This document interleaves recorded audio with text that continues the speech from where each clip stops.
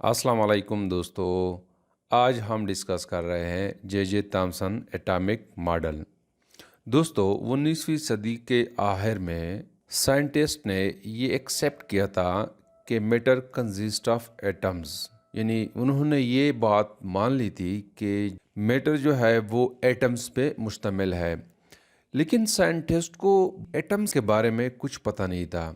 तो सबसे पहले 1897 में जे थॉमसन ने इलेक्ट्रॉन को डिस्कवर किया, जिससे ये पता चला कि atom consist of small particles. और इस डिस्कवरी से ये भी अंदाज़ा लगाया गया कि चूंकि इलेक्ट्रॉन पर नेगेटिव चार्ज है और एटम्स जो है वो न्यूट्रल होते हैं, तो पॉजिटिव चार्ज का भी कोई पार्टिकल एटम में मौजूद है, जिसकी वजह से एटम्स न्यूट्रल होते हैं। अब ये पार्टिकल किस किस्म का है, इसकी किस्म क्या है और किस तरह एटम्स के अंदर अरेंज्ड है, इसके बारे में साइंटिस्ट को कुछ पता नहीं था। तो इस हवाले से 1898 में ब्रिटिश फिजिस्ट जे थॉमसन ने एक मॉडल पेश की, जिसको जे थॉमसन एटॉमिक मॉडल कहते हैं। चूंकि जे थॉमसन ने इलेक्ट्रॉन को डिस्कवर किया था, तो इसलिए इसका जो आइडिया था वो लोगों ने बहुत सीरियस लिया। मतलब है कि उसका मॉडल जो है वो लोगों ने एक्सेप्ट किया। इस मॉडल के मुताबिक इलेक्ट्रॉन जो है वो एक पॉजिटिवली चार्ज स्फेयर है, जिसका रेडियस जो है वो 10⁻⁻10 मीटर है, और entire mass and positive charge of atom is uniformly distributed with negative electrons embedded just like fruit pieces in the cakes. मतलब ये कि जे थॉमसन ने कहा कि एटम जो है ये पॉजिटिव स्फेयर है और उसका टोटल मास और पॉजिटिव चार्जेस जो है वो यूनिफॉर्मली डिस्ट्रीब्यूटेड है, और इलेक्ट्रॉन्स की खासियत ऐसी है जैसे केक में हम फ्रूट के पीसेस लगाते हैं। जैसे कि आपको नज़र आ रहा है, ये एक केक है, यहाँ पे फ्रूट के पीसेस लगाए हैं। तो जे थॉमसन कह रहा था कि एटम्स जो है ये होल एक पॉजिटिव स्फेयर है, और इसमें इलेक्ट्रॉन्स जो है वो फ्रूट के पीसेस की तरह जो है वो लगाए गए हैं। जैसे कि यहाँ पे आपको नज़र आ रहा है, ये रेड जो है टोटली पॉजिटिव स्फेयर है और ये इलेक्ट्रॉन्स है इसमें डिस्ट्रीब्यूटेड किए गए हैं। और उन्होंने ये भी कहा कि the number of electrons is such that the negative charge is equal to positive charge of the atom. यानी मतलब ये कि नंबर ऑफ पॉजिटिव चार्ज और नंबर ऑफ नेगेटिव चार्ज दोनों बराबर होते हैं, जिसकी वजह से एटम्स जो है वो इलेक्ट्रिकली न्यूट्रल होता है। इस मॉडल को थॉमसन प्लम पुडिंग मॉडल भी कहते हैं। इसके अलावा जे थॉमसन ने कहा कि चूंकि इलेक्ट्रॉन्स जो है वो स्टैटिक होते हैं, यानी रेस्ट में होते हैं, जब इसको ऑसिलेट किया जाता है अबाउट इट्स मीन पोजीशन, तो इलेक्ट्रोमैग्नेटिक रेडिएशंस जो है वो इमिट होते हैं, और एटम्स की जो डेंसिटी है वो यूनिफॉर्म है, और electrons are in static equilibriums with the positive charges. अब आते हैं arrangement of electrons in J Thomson atomic model. According to J.J. Thomson atomic model, the electrons must be so arranged inside the atom that their mutual repulsion should exactly balance the force of attraction towards the center of sphere।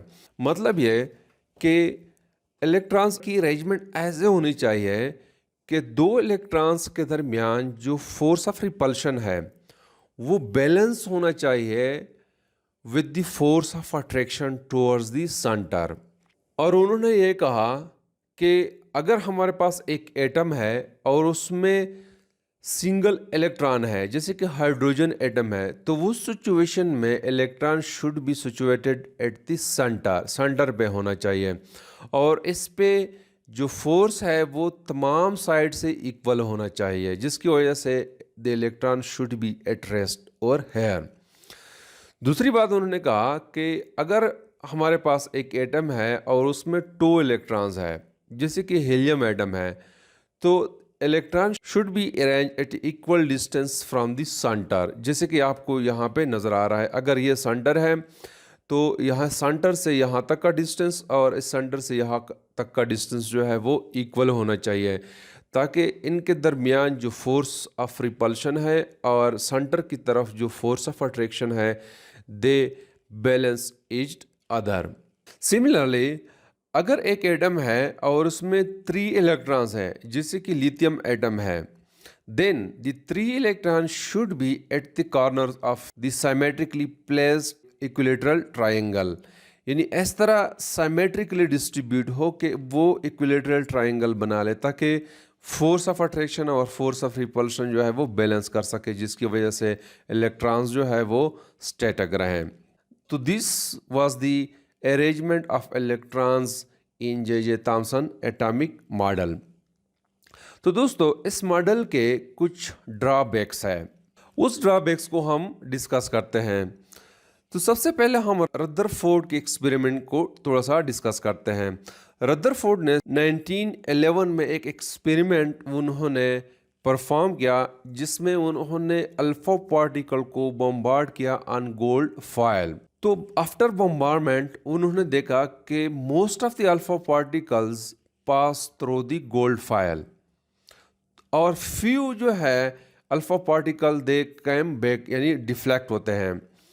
तो उससे ये अंदाज़ा लगाया गया कि चूंकि J Thomson ने कहा कि मोस्टली स्पेस जो है वो कवर्ड है, यानी there is no free space in the atom, लेकिन रदरफोर्ड ने ये नोट किया कि चूंकि अल्फा पार्टिकल पास हो रहे हैं through atoms through gold foil, तो इसका मतलब है कि मोस्टली स्पेस जो है वो फ्री है, यानी एम्प्टी है।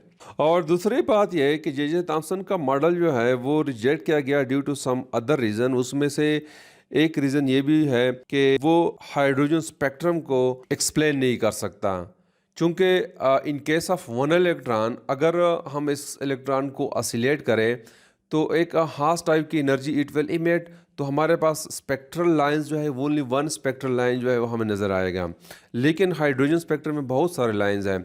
तो जे थॉमसन का मॉडल वो इसको एक्सप्लेन नहीं कर पा रहा था। और दूसरी बात ये कि रदरफोर्ड एक्सपेरिमेंट में जब अल्फा पार्टिकल डिफ्लेक्ट होते हैं थ्रू वेरी लार्ज एंगल, वो उसको एक्सप्लेन नहीं कर पा रहा था कि ये अल्फा पार्टिकल क्यों जो है डिफ्लेक्ट हो रहे हैं। और साथ साथ में it could not provide stability to atom. It is because positive and negative charges are stationary and will down towards each other, thus they will destroy। यानी वो स्टेबिलिटी ऑफ एटम को एक्सप्लेन नहीं कर पा रहा था उसका model. So these are some drawbacks of J Thomson atomic model. तो क्या है जे थॉमसन एटॉमिक मॉडल? उन्होंने कहा कि जो एटम है ये एक पॉजिटिव स्फीयर है और उसमें इलेक्ट्रॉन्स जो है वो एम्बेडेड किए गए हैं, जैसे कि केक में हम फ्रूट के पीसेस लगाते हैं। और उन्होंने ये भी कहा कि there is no free space in the atom, और यूनिफॉर्म डिस्ट्रीब्यूशन है और उसकी डेंसिटी जो है वो यूनिफॉर्म है। तो this is something about the J Thomson atomic model. Thank you.